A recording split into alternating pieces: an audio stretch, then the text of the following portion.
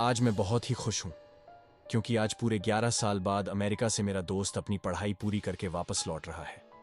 उसने भौतिक शास्त्र के विषय पर पीएचडी की हुई है। उसका मानना यह है कि दुनिया में जो भी कुछ हो रहा है उसमें कहीं ना कहीं फिजिक्स छुपा हुआ होता है। खैर, जो भी हो, पर इस कहानी में ऐसा तो क्या हुआ कि उसकी फिजिक्स भी काम नहीं आई। चलिए आज हम पूरी कहानी बताते हैं। जब वो अमेरिका से वापस आया तो सीधा मुझसे मिलने के लिए मेरे घर पे आ गया और आकर ही मुझसे गले मिल गया। मैं भी उसे देखकर बहुत खुश हो गया। मैंने बोला, अरे शिवम, अमेरिका से कब लौटा? मुझे बताया भी नहीं। आज ही लौटा हूं। तुम्हें सरप्राइज देना चाहता था, इसीलिए मैंने तुम्हें नहीं बताया। और बता, क्या हालचाल है? घर में सब कैसे हैं? मैंने कहा, सब बढ़िया है और घर में भी सब अच्छे हैं। तू बता, तू कैसा है? तुम्हारी पढ़ाई पूरी गई क्या? हाँ, मेरी पढ़ाई तो कंप्लीट हो गई और अब मैं हमेशा के लिए इंडिया वापस आ गया हूं। अब हम दोनों मिलकर खूब मस्ती करेंगे। मैंने कहा, ठीक है, पर आज तुम्हें मेरे घर पे खाना खाने के लिए आना पड़ेगा। वो बोला, जरूर आऊंगा, और है उसके बाद हम कहीं घूमने के लिए जाएंगे, कुछ तूफानी करेंगे, ठीक है ना? मैंने बोला, ठीक है। उसके बाद हम दोनों ने रात को खाना खाने के बाद हमारे गांव के पुराने मंदिर में घूमने के लिए गए। मैंने बोला, शिवम, क्या तुम्हें पता है ये मंदिर बहुत ही ज्यादा प्रचलित है? उसने हैरान होकर बोला, ओह, तो ये है तुम्हारा तूफानी अंदाज। क्या यार, तुझे कोई अच्छी जगह नहीं मिली कि तू मुझे यहां ले आया? मंदिर? मैंने बोला, तुम चलो तो सही, बहुत मजा आएगा। लोगों का मानना यह है कि ये भूत प्रेत जैसी आत्माएं रहती है। शिवम, क्या सच में यहां पे भूत है? क्या तुम भी मजाक कर रहा हो? मैं नहीं मानता। मैंने बोला, ठीक है, हम दोनों साथ में जाते हैं और पता लगाते हैं कि सच में भूत है कि नहीं। फिर हम दोनों मंदिर के अंदर चले गए। मंदिर काफी बड़ा था और थोड़ा भयानक भी लग रहा था।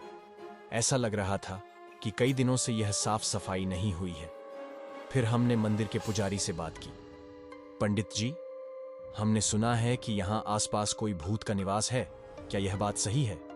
यह सुनकर वो पुजारी हमको घूरने लगा और बोला, चले जाओ यहां से, ये जगह तुम्हारे लिए सही नहीं है। मैंने बोला, क्यों पंडित जी?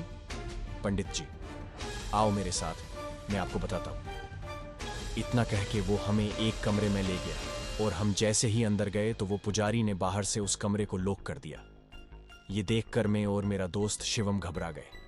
वहां पे अंदर जाके देखा तो हमारे तो होश ही उड़ गए।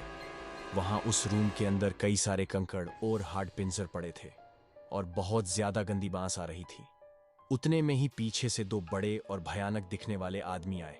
उन्हें देखकर ऐसा लग रहा था कि वो कोई साधारण इंसान नहीं, बल्कि मांस और खून पीने वाले नरभक्षी हैं।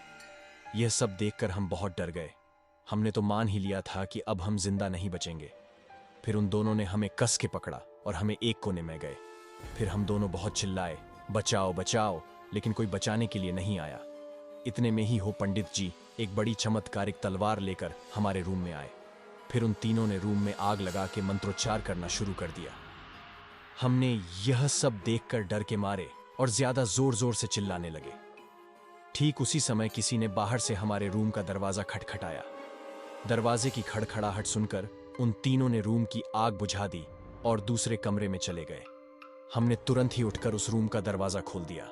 दरवाजे के सामने उस मंदिर के ट्रस्टी और आसपास के रहने वाले लोग खड़े थे। हम कुछ बोले उससे पहले उन लोगों ने हमें धमकाना शुरू कर दिया। तुम दोनों कौन हो? यहां मंदिर में चोरी करने के लिए आए हो? सच बताओ, वरना हम पुलिस को बुलाएंगे।